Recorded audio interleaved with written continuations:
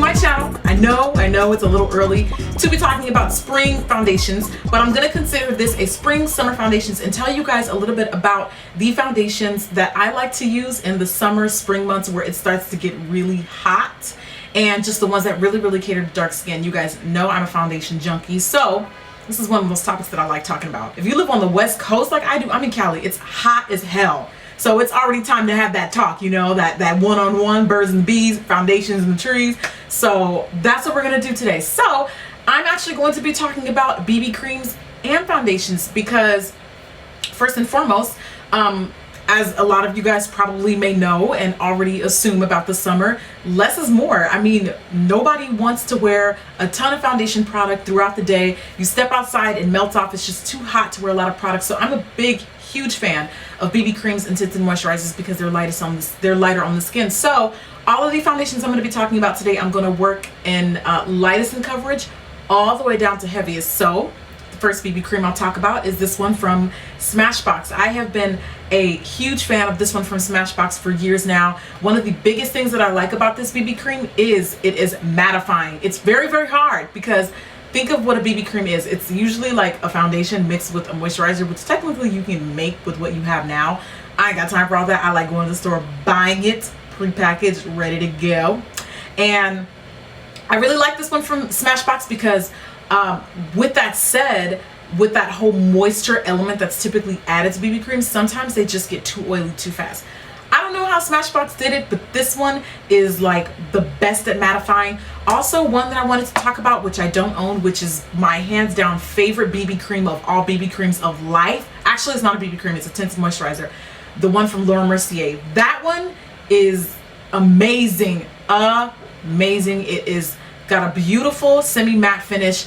Just it's not too cakey, and it has a little bit more coverage. So if you get a chance to check out the one from Mercier, definitely do so. I have a CC cream from Black Up. This is going to be a great way to get more coverage in the summer spring months without piling on a ton of makeup. It has, like I said, beautiful coverage. And Black Up's foundations, what I like about their stuff is they don't oxidize during the summer. So and if you don't know what that means once oxygen hits the product, it starts to turn darker. So none of these foundations that I'm talking about today oxidize. At least they don't on me. Obviously everyone's skin is going to react differently to products, but this is why I picked these in particular, because they don't turn darker when your skin starts to sweat and when you step outside. Maybelline Matte Fit Me Poreless. This is the matte poreless formula. I personally cannot work with the regular formula.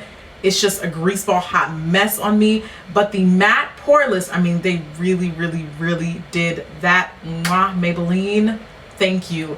Thank you. This one is actually really quite impressive for a drugstore line. It doesn't oxidize, great coverage, and it's actually not super heavy, which I like. This next one I have from Becca is the Ever Matte Shine Proof Foundation. Now, I never thought I would say this because I have oily combination skin, and I think sometimes we have the tendency to over-exaggerate just how oily our skin actually is.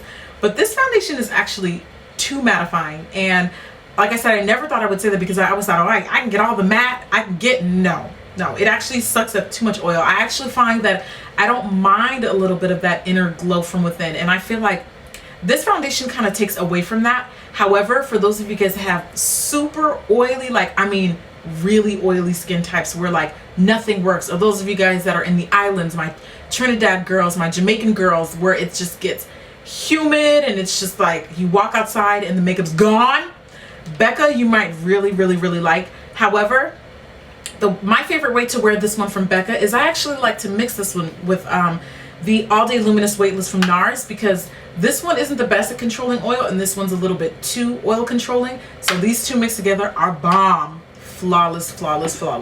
So this next one, we're going to start working our way up more into the higher end brands, is from Este Lauder. This is the Double Wear Stay in Place. Beautiful foundation. They advertise this as a full coverage foundation, like they make it sound like it just starts at full.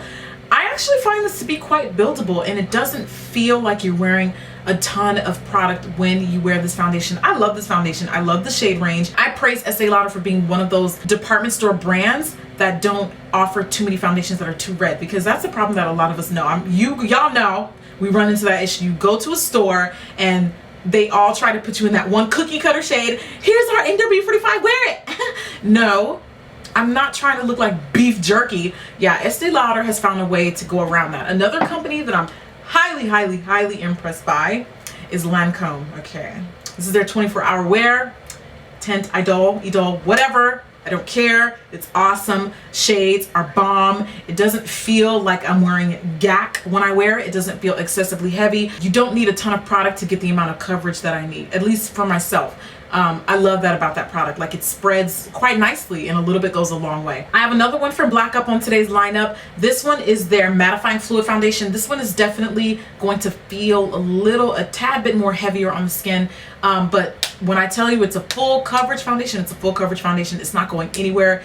Great at mattifying that skin and keeping the shine down, and it photographs amazing. It's such a beautiful foundation. This one actually reminds me of Studio Fix Fluid, but they've got way better shades, and it's just beautiful. This is like our version of NARS. Seriously, I know that people don't like the price of Black Up, but I mean, we spend the same amount of money on NARS and on Mercier and Kevin Kwan, so like what's the difference between that? Now, the only drawback is they are only available online, but hopefully with time and throughout the years as the company grows, that can change. You know, everybody has to start somewhere. So speaking of MAC, I know I don't typically talk a ton about MAC anymore on my channel, simply because I feel like MAC is a great starter brand for a lot of people. When it's probably the most widespread name, or at least at one point it was 5-6 years ago, and it still is now. But since then, I've kind of broadened my horizons, and it's not the only makeup brand. And also, quite frankly, I'm kind of disappointed in MAC foundations, because over time they've started to take some of those dark shades off the shelves. So I'm kind of like a little on the fence about a lot of MAC products. However, with that said, the products that I do like from MAC, I really love their staple products. Okay, one of their staple products that they still just knock out of the park, in my opinion, is the Fix Fluid Foundation. Love this foundation. Shades are okay, but it stays matte. It's long wearing. It doesn't settle into the lines too much. I mean, flawless. I still, to this day, it's one of my favorite foundations, hands down. Like, I just think it's beautiful. It's not the best for all skin types, but we ain't talking about skincare today. We're talking about what foundations are going to hold up in summer months. And if you don't want your skin to act up, girl, you better find you a good BB cream or a tinted moisturizer. And the last foundation I'm going to talk about today is the highest on the coverage radar, in my opinion, out of all of the foundations that I just mentioned, and you will feel it on the skin. There's no other way to put it. It's very heavy. It feels heavy. However, it's spackle, girl. Your foundation ain't going nowhere. This is the Estee All Day. Love this. I don't even know how I started wearing this one in the winter fall months. I don't know how the hell I was getting away. Well, I do know how. I live in California, and it is definitely hot all year round. That's how I was getting away with doing it. But yeah, dry skin types, you're not gonna like this foundation. I'm gonna tell you that right now. It is super matte. It's not as matte as the one from Becca that I talked about earlier, but it takes oil, girl. As with any foundation, if you don't like the coverage, you can always shear it down, mix it with the moisturizer. There's so many ways that you can make them work. And another helpful tip is, if you have a really good primer that's good at mattifying your skin, what you can also do is mix that with any foundation, and that will also help shear the product down so it can stretch. You know, you can stretch it thin throughout the face, lighten up on the coverage, and it will last a lot longer and control shine. I'm gonna get on out of here. Thank you guys for watching today's video. I hope you have a wonderful weekend, and I will see you at the next video.